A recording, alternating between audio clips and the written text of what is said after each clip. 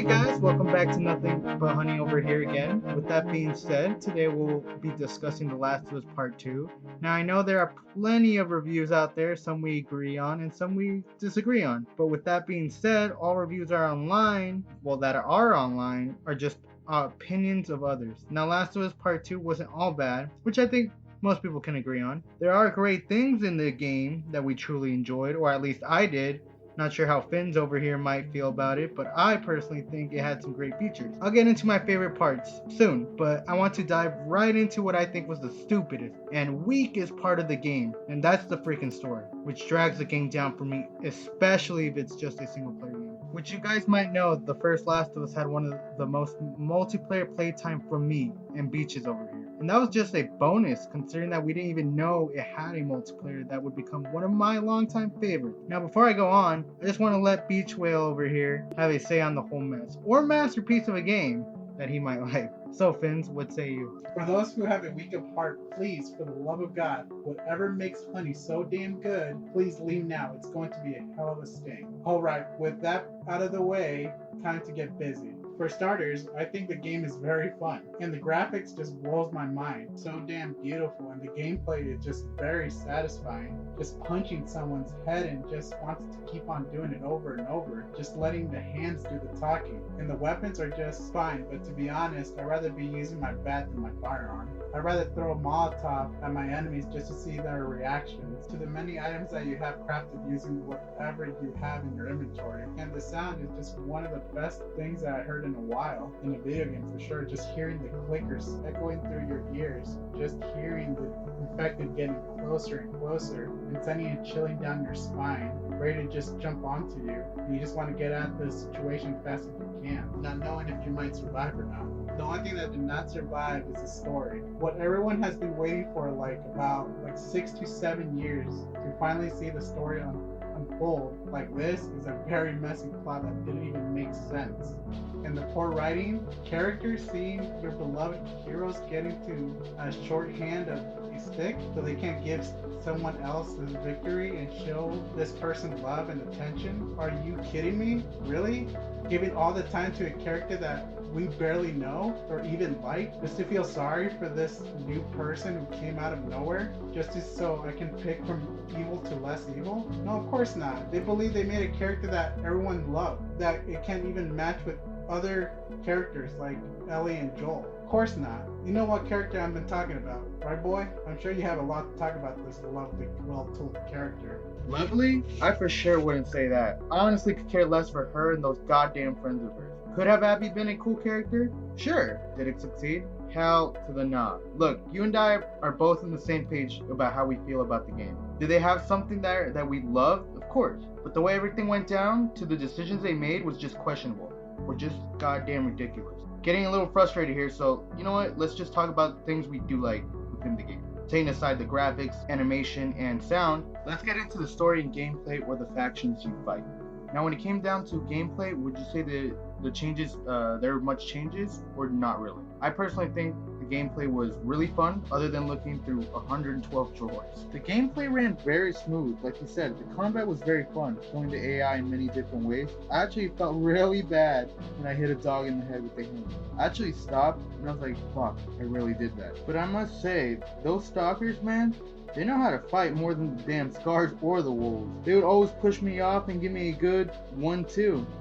The guns were there, especially the whole upgrading mechanics. It was really cool seeing you tinker around with the weapons. I especially liked both Ellie and Abby, how they had different fighting styles and weapons. For me, I actually liked Abby's gameplay more than Ellie, believe it or not. It felt more physical and intense. And then you get to fight the Rat King, bro. Like, that shit was cool. You fight in the islands while riding a horse. How you even fight Ellie and Tommy. They both fucked me up a couple of times, and Abigail did deserve it, which I could say for the most part I was fine with dying. As for the factions that you fight, I don't really know how I feel about the Scars. I thought the whole way of how the wolves were formed was pretty cool. Reading the stories of how they went to war and had the revolution there with Fedra, seeing the dead bodies of the soldiers, and how they were defecting and just trying to survive. Just the background of the history of the world in The Last of Us is actually very interesting. just like the ones you see in the end. The Rattlers, who are just a group of slave-owning assholes, to the form of the Fireflies and the Hunters. I think that shit is cool. Now, which factions did you like fighting the most, and which were harder for you, Finns? So there is 3 fractions I like to discuss. The Washington Liberation Front, as we know them as the Wolves, very easy to remember. They were the easiest to deal with. It's like they were the easy prey to take on as Ellie. It was a good way to know the gameplay, but for the Wolves story, okay, in the long run. Just trying to expand and protect their people from other larger groups out there that is a bigger threat, like the Scars. They were like a lot tougher group to deal with. They really came at you with bows and melee weapons. So they're mostly stealth fighters. And yes, they have some guns, but hardly. And we came to my favorite fraction, the Rattlers. Like you said, they were the slave-owning bandits who are the final enemies in the game. Too bad their story was not long enough, because they're the most interesting out of those other fractions. Like hell, they had the people tied up to a wooden post to let them die in a very slow and painful death. Just wanted a little more from them, from the Rattlers. Like their backstory. How did they all came to an agreement of being the slave-owning camp? I'm sure there was a few of them that didn't even wanted that. Or did they ever came across with the Fireflies? Because we know they were there. And to me, there was a story that could have been played more attention to this disturbing group. But to me, it was the funnest to fight against them. And I wish there was more like this in the game. Anyways, what do you think of the love triangle they tried to show us, not once, but twice?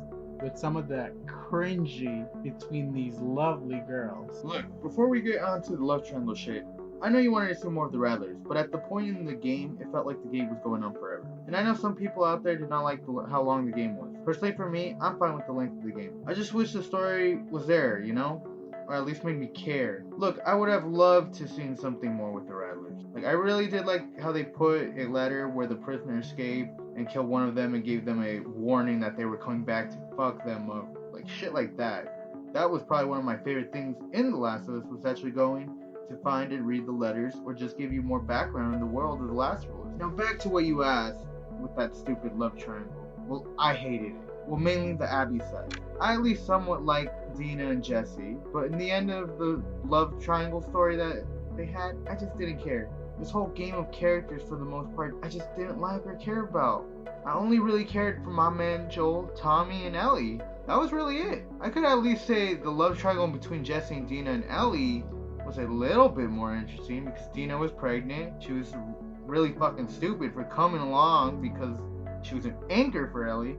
Well, I guess she did save Ellie twice. Now for Mel, Abby, and... I think I forgot his name. Owen.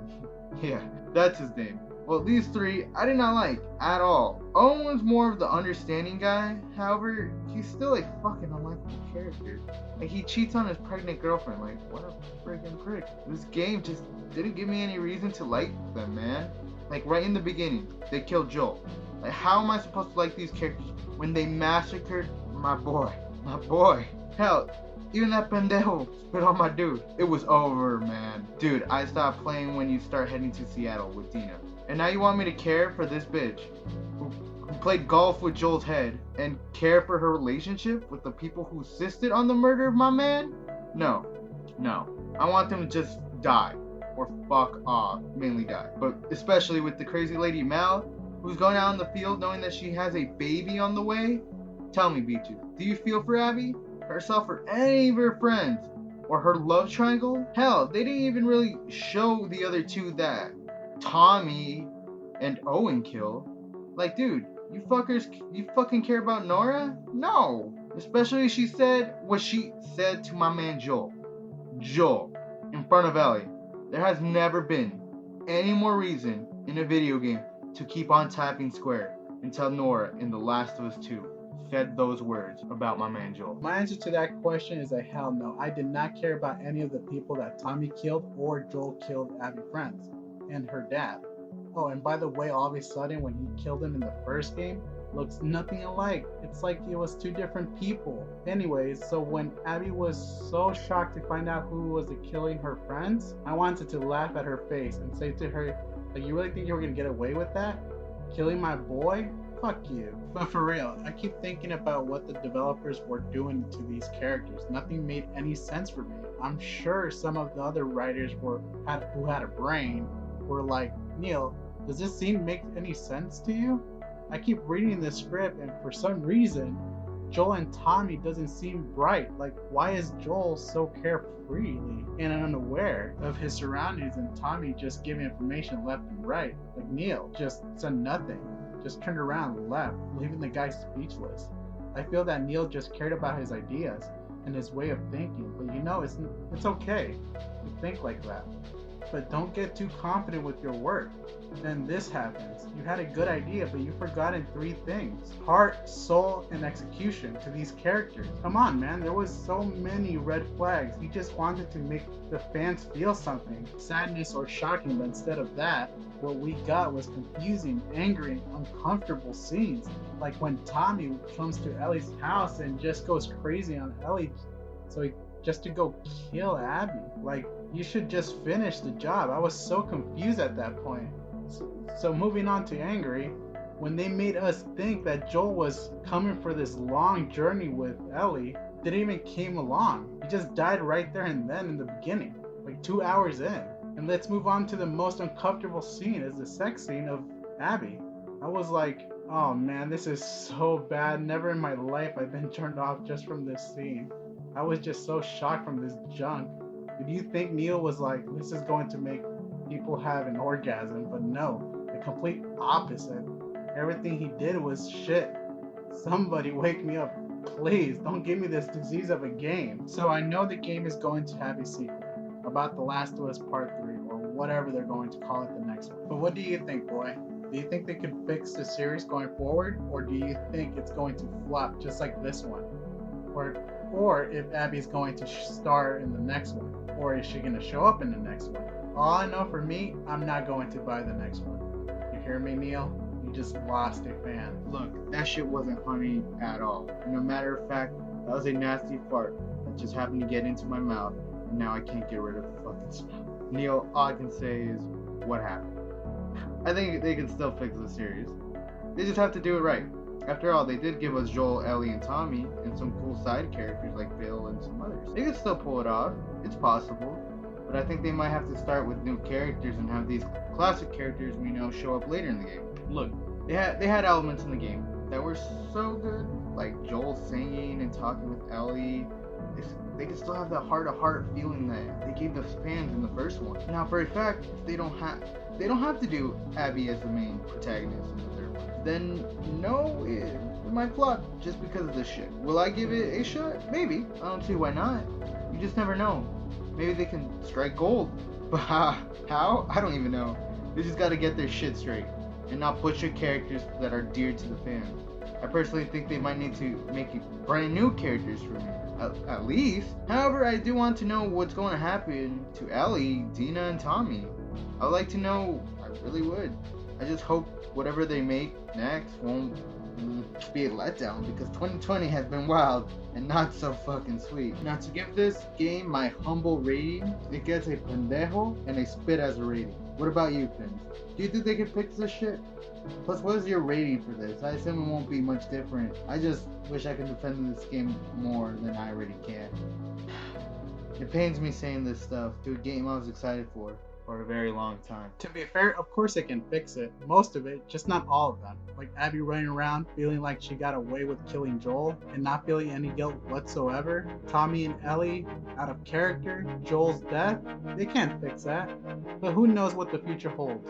But for me, they had to convince me to buy the game at launch, because I'm definitely going to watch it very closely and hopefully not going to lie to my face again. So my score is 1 bee in a beehive. Not to mention it's not a queen bee, more like one worker bee. To fill this game with nothing good, no honey, more like Neil kicked the hornet's nest and destroyed my colony. Well then, if you guys enjoy this video, put your hands in that honey jar and smudge that like button and subscribe like the queen and king like you are. We'll see you guys in the next video.